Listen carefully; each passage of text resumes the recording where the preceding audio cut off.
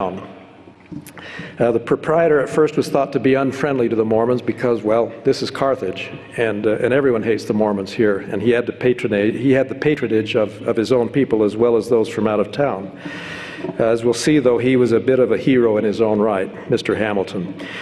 On the 27th of May, Joseph was there with Hiram and others answering these charges, and he was warned that there was a conspiracy afoot to kill him the next day. He would go to court, and either before, during, or afterwards, Joseph Jackson was there with his arms and ammunition, and there were others that were prepared to kill him. So now Samuel Smith, a member of the city council, gets into action with Hiram, and they gather the friendly troops, well armed, and they escort Joseph to court, and the case is put over for lack of a witness, and they go back peaceably to Nauvoo. But they learned, and their enemies learned, some key lessons from that experience. 1 month later, of course, he's back here again, and this house became not only an inn, but also a mortuary for Joseph and Hiram. Now, I mentioned that printing press came, and it was for the purpose of printing as many newspapers as necessary to cause its own destruction. And this didn't take long. On June the 7th, the one and only issue was printed. The publishers were named right in the paper, the two Laws, the two Fosters, the two Higbees. The editor was Sylvester Emmons, who actually was a non-member, and he was a part of the city council. And Charles Ivans, who's a distant relative of mine. My middle name is Ivans. In any case, the city council took this very seriously. They called their best legal counsel. They consulted the legal authorities of the time. They reviewed the cases. They reviewed their own statutes, the state of Illinois, the First Amendment, Blackstone on law from laws of England, the common law. And their advice was, if they did not suppress the expositor, there would be a riot, and there would be bloodshed, and there would be commotion. The whole town would be in turmoil. They took it very seriously, and this issue, while we would read it today and say, well, this isn't so bad, they thought it was. And so the best course they thought, based on their legal advice, was to suppress it as a public nuisance. And this was done 4 days later, on the 11th of June. Now, didn't take long to get a writ warrant for arrest of Joseph and Hiram and the entire city council. This writ was sworn out by Francis Higbee in Carthage, and a constable from Carthage, who Joseph called a very wrathy person, came, and he was wrathy because Joseph said, well, we'll go to our favorite court and have a habeas corpus hearing. And so that's what they did. And the usual result occurred, and at this point, the editor of the Warsaw Signal. Now, we always think of Carthage because that's where he was killed, but the real trouble came out of Warsaw. And it was largely because of the editor of the Warsaw Signal. The same day that they had this habeas corpus hearing where everyone was exonerated, he called for the extermination of all Mormon leaders. So this is bad.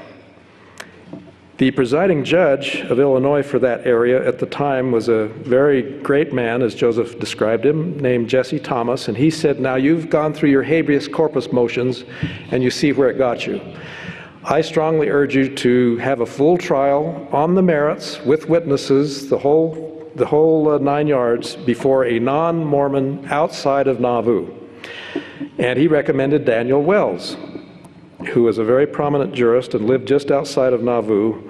And so at his rather stately home, a hearing was held.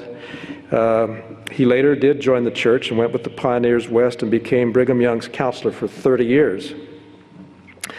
But at the end of a very long day, the same decision was reached, and the entire city council was exonerated. Now the Signal calls for the extermination of all Mormons everywhere in Illinois. So here are the principal groups that are bringing this about. It all starts and in some ways ultimately finishes with these 3 sets of brothers and others, the apostate group. Then we've got the media under the charge of this friendly fellow, Thomas Sharp, the Warsaw Signal. What did he have against Joseph and the Mormons? Well, I'm indebted to Brother Bushman for this little note in his book. We're not really sure. He has no great history of this. He bought a losing newspaper, and I'm sure he felt that selling papers was his first charge, and if you turn people against the Mormons and stir things up, that'll sell a lot of newspapers. It always does. Bad news will do that. But here's something that Bushman put in his book. This is Joseph's letter to... He first invites Sharp to the groundbreaking of the Nauvoo Temple. They have a grand ceremony. Everybody's very excited, and Joseph expects a wonderful column in the Warsaw Signal. There's Sharp right on the front row, grandstand seats. He's wined and dined literally at the Smith home, and then he goes back the next day and he prints a very tame column, and he says, well, they had a nice event, but I'm going to keep my eyes on those Mormons, because they're talking political things now, and if church and state are combined, I'm going to see that I can do all of my power to prevent that. So reading that, Joseph sends him this letter. Sir, you will discontinue my paper. Its contents are calculated to pollute me. To patronize your filthy sheet, that tissue of lies, that sink of iniquity, is disgraceful to any moral man. Yours, with utter contempt, Joseph Smith. P.S. Please publish the above in your contemptible paper. Well, he did. Now, do you know anyone that ever won a name-calling contest with a newspaper editor?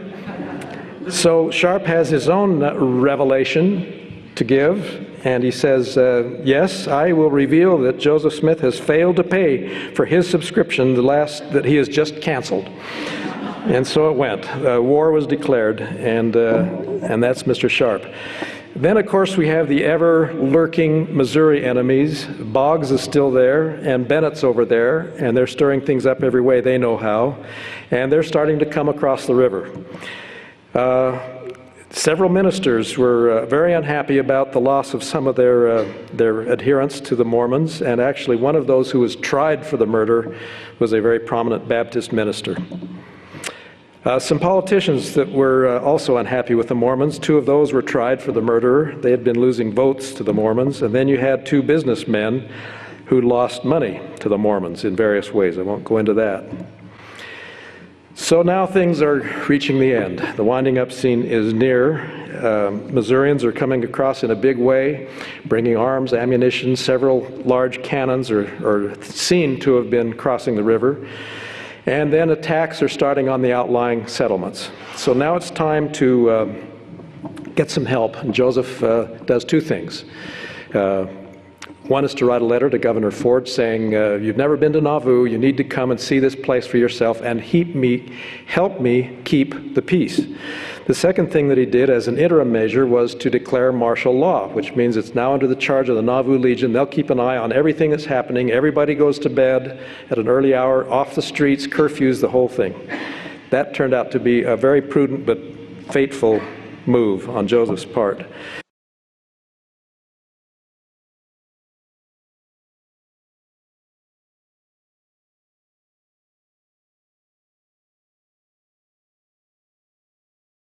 Concluded, I cannot go there without his consent, and neither can you. Well, today as we go back to Nauvoo, we see that there are better times. That gorgeous temple was rebuilt and dedicated in 2002, and we should all join with President Hinckley, who went back for that, as he has done so many other things, in saying, God be thanked for Joseph Smith, the great instrument of our restoration. The martyrs are in a place where traitors and tyrants can fight them now in vain. Thank you.